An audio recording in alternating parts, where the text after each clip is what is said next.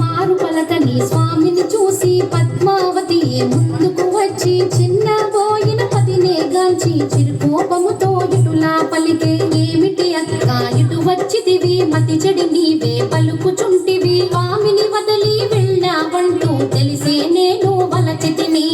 ఆడుదానవైనా నీవు సత్తు కొనక గడపే దాటి ఇప్పుడు స్వామిని నిందించుటలో ఏమి సబబు కలదు నీకు. త్రేతాయుగమున వింత కోర్కెలు కోరి నీవే తెచ్చుకుంటివి, బంగారు లేడి ఇలలో కలదా లక్ష్మణ గీటు దాట తగున. ద్వాపర యుగమున తులసి దళముతో స్వామి తూగెను నీ కోసం, ముల్లోకాలు మెచ్చుకొనంగా ఆనాడెంతో మురిసిపోతివి. ప్రాణనాథుని వదిలి వెళ్ళి ఇప్పుడు వచ్చుట ఏమి ధర్మము, కొత్తగా పెళ్లి అయిన వారము ముద్దు ముచ్చటలు మాకు లేవా.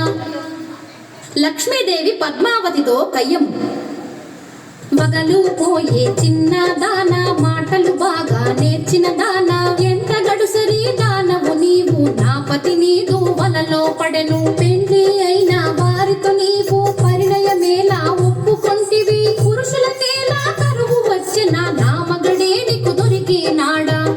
పద్మావతి లక్ష్మీదేవితో కయ్యం, స్వామి మదిలో నీవే ఉంటే మరి ఒక దానితో పని ఎలా, స్వామి ప్రేమతో నన్నే వలచను మాటలు మీరకు నెరజానా.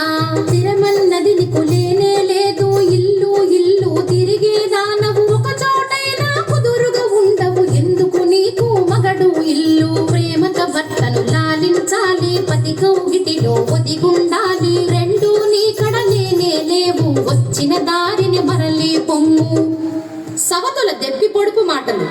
లక్ష్మీదేవే పద్మావతిని ఎత్తి పొడుపు మాటలు అనగా, పద్మావతి లక్ష్మీదేవిని పుల్లా విరుపు మాటలు అని. ఇద్దరు భార్యల మాటలు వింటూ శ్రీనివాసుడే సర్ది చెప్పగా,